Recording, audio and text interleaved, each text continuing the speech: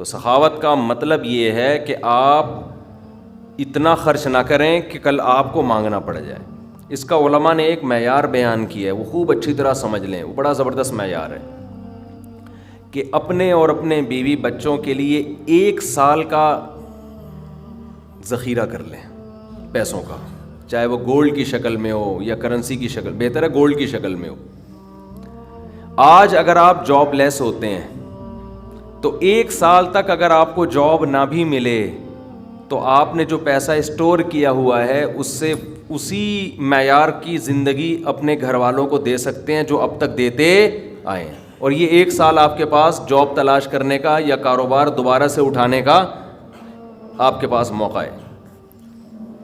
1 سال سے زیادہ کی پھر کوئی انتہا نہیں ہے. لوگ کیا کرتے ہیں, جمع کر رہے ہیں کہ کل اگر جاب چلی گئی, کل اگر کاروبار ٹھپ ہو گیا تو بھائی کل کیا, پھر تو خبر تک کا رکھو سنبھال کے, وہ تو پھر ٹینشن سے ہی دنیا سے جاؤ گے. تو کچھ اللہ پہ توکل کرو نا اس معاملے میں. اللہ ہمارے بس میں یہ تھا 1 سال ایک خاص مقدار ہوتی ہے, اس میں چاروں موسم آ جاتے ہیں. بھئی کاروبار آپ کا نہیں چلا, سردی میں نہیں چلا تو ہو سکتا ہے گرمی میں چل جائے, خزاں میں چل جائے, بہار میں چل جائے, تو کبھی نہ کبھی تو چلے گا. نہیں چلا تو پھر اللہ نہیں چلانا چاہتا, بس اسی میں اللہ کرے بیٹھ کے.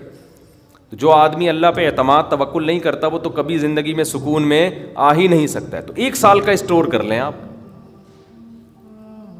اور بہت اللہ نے پیسہ دیا ہے تو بچوں کے لیے ایک پراپرٹی لے کے ڈال دی, پلاٹ 2-4 لے کے ڈال دیے. مرنے کے بعد بچے بالکل روڈ پہ نہ آ جائیں, بس باقی کیا کرو, کھاؤ کھلاؤ.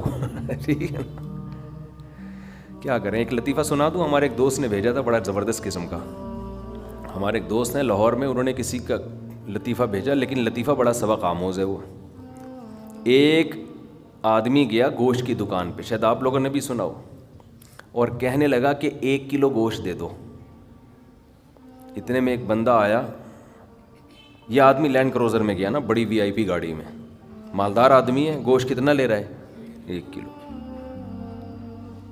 دوسرا آدمی آیا, اس نے کہا بھائی 10 کلو گوشت دے دے, چانپیں بھی اور دل بھی, کلیجی بھی, پٹ کا گوشت الگ, بکرے کی الگ نکال, فلانے الگ نکال.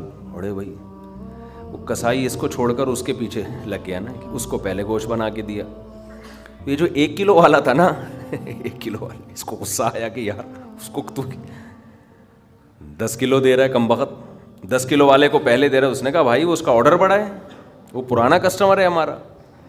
اس نے کہا یار اس کے پاس اتنا پیسہ کہاں سے آیا کہ اتنا ویسے گوشت لے کے جا رہا ہے. اس نے کہا بات یہ ہے کہ اس کی 4 بیویاں ہیں. اس کی کتنی بیویاں ہیں, 4 بیوی, چاروں بیوائیں, اور یہ چاروں بیویاں کسی مالدار آدمی کی بیویاں تھیں جو ان کے لیے بہت پیسہ چھوڑ کے گئے اپنی بیویوں کے لیے. اس مالدار نے کھایا کم اور بچایا بولو زیادہ.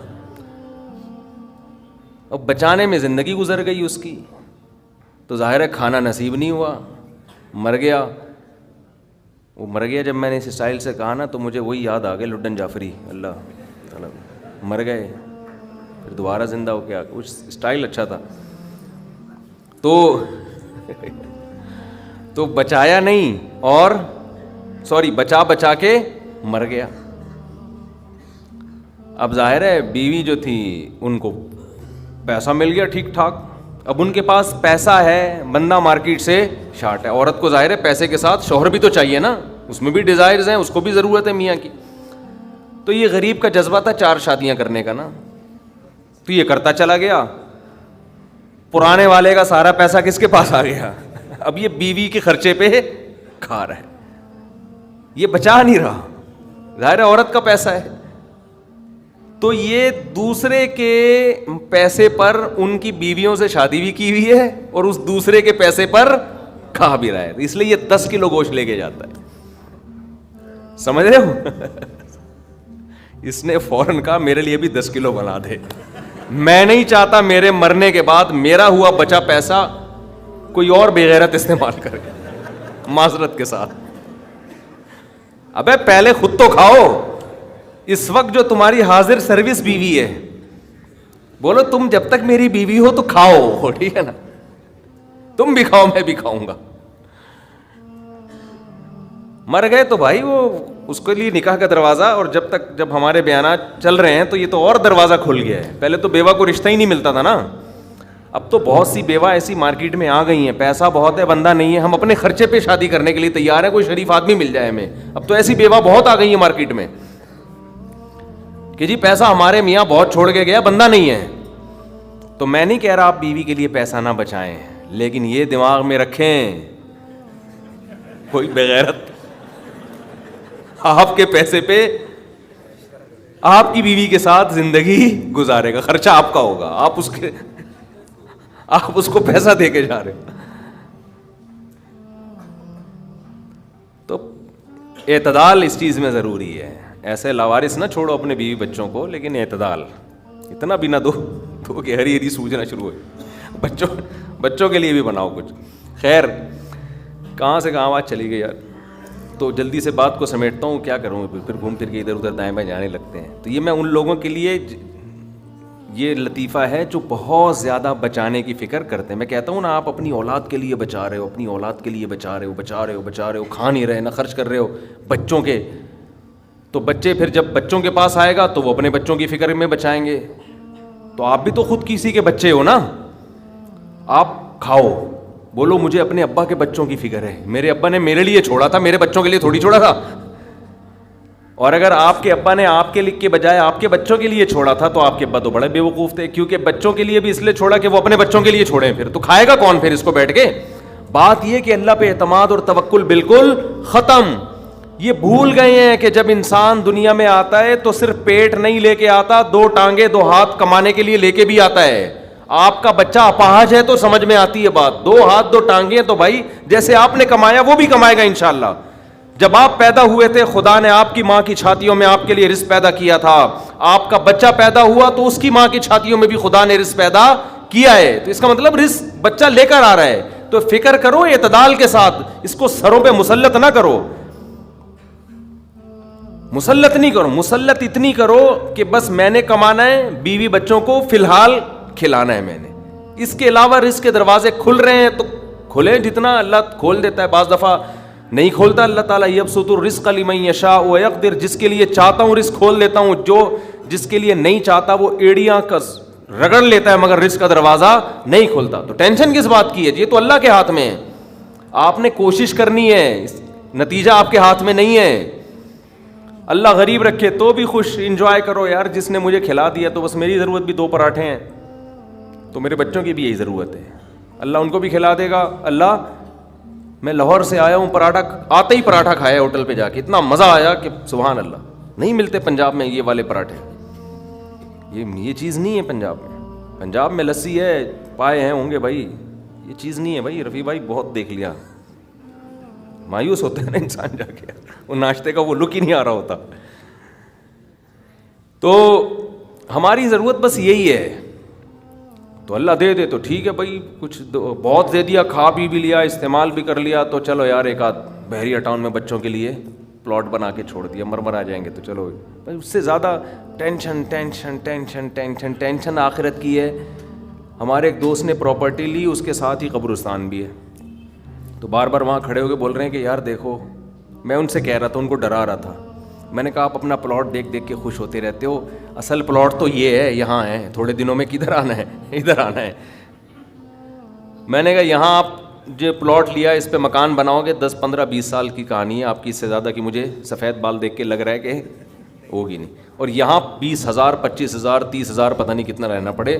تو جب اپنی پراپرٹی کو دیکھنے جاؤ ساتھ میں یہ قبرستان پہ تھوڑی دیر کھڑے ہو کر دیکھ لیا کرو کہ یار آنا کہاں ہے، ادھر ہی. تو اتنا زیادہ خوش ہونے کی بالکل بھی ضرورت نہیں ہے.